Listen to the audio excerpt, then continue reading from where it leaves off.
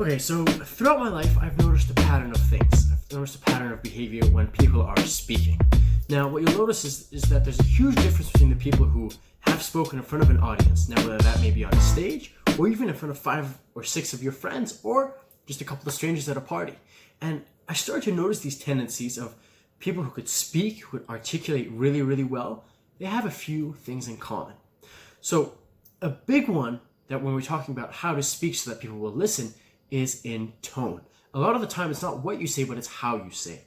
Now, depending on the kind of vibe that you're trying to go for, passionate, you're trying to go for comedy, you're trying to go for something more serious, tone of voice is going to be extremely important, right? If you look at a guy online right now, he goes by the name of Prince EA. You might have seen some of his motivational videos, and a lot of the times what happens is when he's speaking always in a poetic manner where he is putting specific emphasis on certain letters, on specific sounds. And what happens is when you put certain emphasis on specific sounds, it makes big ideas come across. And then the pacing of how fast he talks and the distance between his words. So it would be like if I start talking like this and all of a sudden to iterate a point, we're here to talk about discipline and dedication. Now, horrible impression, but my point is, it's thought about, right? Now, whether he's doing it subconsciously, but if you really break it down, people like that, they're putting space between words, they're emphasizing certain syllables of what they want to stand out. Another big one is when you're talking out loud, a lot of the times when people are going through humor, when people are telling a funny story, and we have this idea of, oh, people aren't laughing, why aren't people laughing? People tend to speed up. So what happens is, if we're at a party and I'm trying to tell a funny story and I'm going through it, I'm kind of rushing through the details, guys, don't think about it like that. It's not about going down a roller coaster. Whenever you're trying to tell a story, especially want to make people laugh, a great thing is take your time. Take advantage of the pacing. The moment you start thinking, oh my God, what, am I going too slow? They're not interested. They're not going to laugh. Don't carry yourself like it's the funniest thing ever. So if you were to tell a story, say, all right, guys, you're not going to believe what happened. So there I am at the grocery store, right? It's just another day. When all of a sudden, see what I'm doing is first, I set up the joke. Kevin Hart does a phenomenal job at this. He said, guys, you're not going to believe what just happened. Guys, you're not going to believe what I'm about to tell you. Or he goes, okay, this is a true story. This is exactly what happened.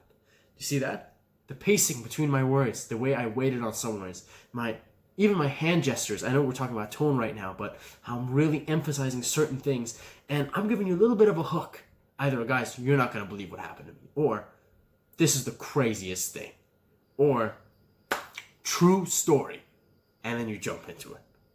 Now, after you get that part across, you start telling the story as if it's this thriller, as if it's this building up of suspense. So guys, this is what happened.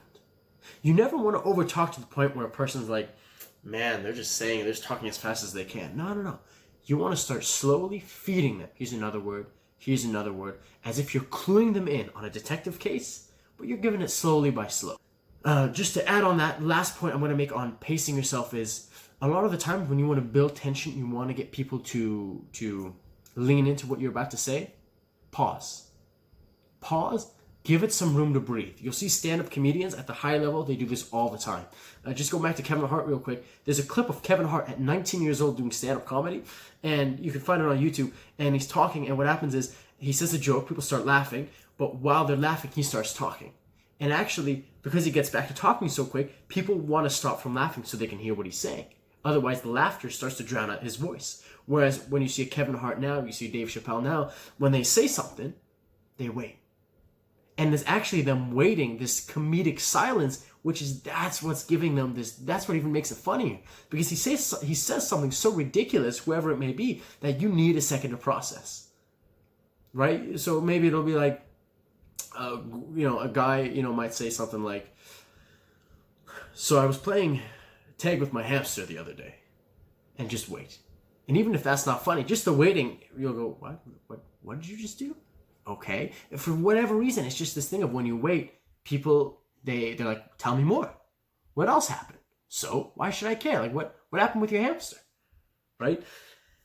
I learned a very, very valuable lesson once, my friends, from an individual by the name of Jordan Belfort. If I've talked about him before, a link of his will be in the description below. It was this idea of, if I'm sitting in a class, and this is one of the number one techniques that a great speaker will use. I see profs use this all the time. I see business people use this all the time.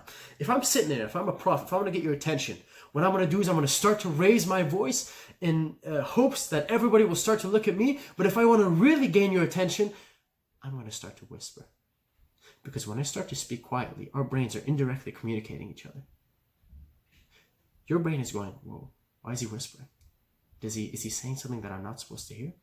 And then you'll see everybody in the class. I've seen this. The prof is talking out like, all right, guys, next up, we're going to talk about something that we don't usually talk about.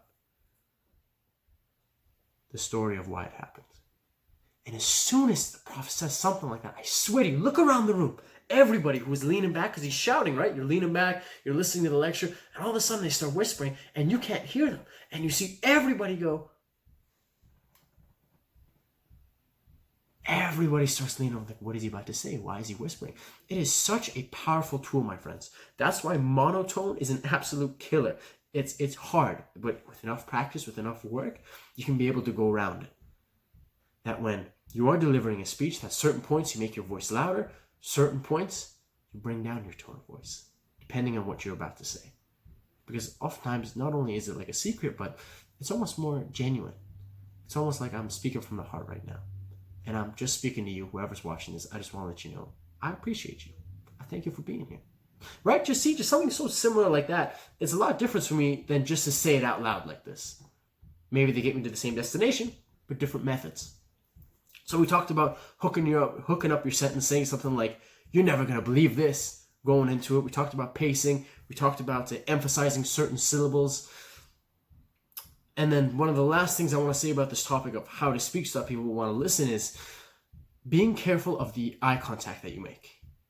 Now, what I mean by that is sometimes people, they start going off into saying words and they start looking up in the sky or they'll start looking down. It's really important. If there's 3 people around me, I want to make sure I give each of them an appropriate amount of eye contact, which means if I'm just looking at one person, I don't want to make them uncomfortable. But if there's 3 people, I want to make sure I at least give 2 to 3 seconds of my eye contact to every single person.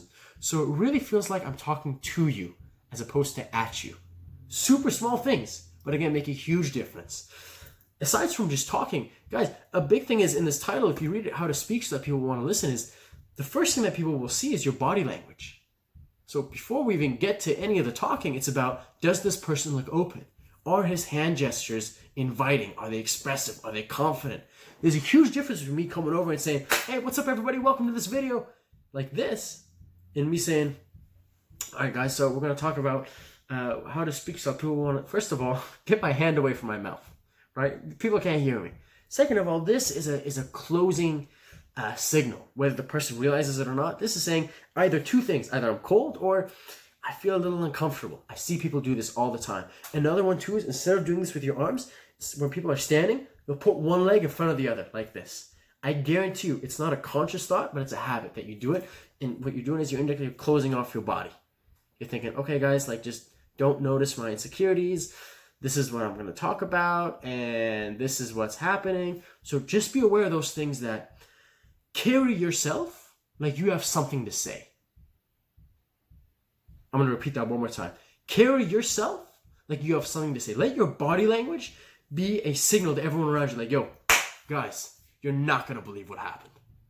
So now I'm combining everything together, right? The hooking sentence at first, being loud, making eye contact, saying, guys, and then saying, you're not going to believe what happened. That pace in between, having my hands open, chest out. So it's all those little things. When you put that together, the body language, the tone of voice, they can really make you something special.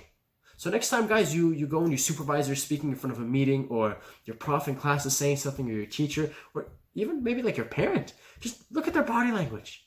Listen to their tone of voice. Look at their hands when they're explaining. Are they like jitter? Are they fidgeting? Are they moving their hands in a forward-like motion? Are they pointing down as if they're about to emphasize something?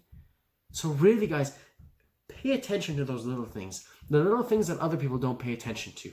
Learn, see what they do well, what they don't do well, and how you can adapt it to yourself.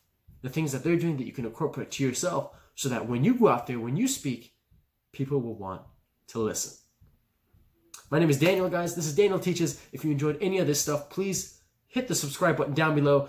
If you're looking for any more amazing content, you can find me on Instagram and Twitter at Daniel Teaches, and on all the other hip and fun social media apps, not to mention Facebook, of course. I wish you a fantastic day, and just keep those little things in mind. Take care.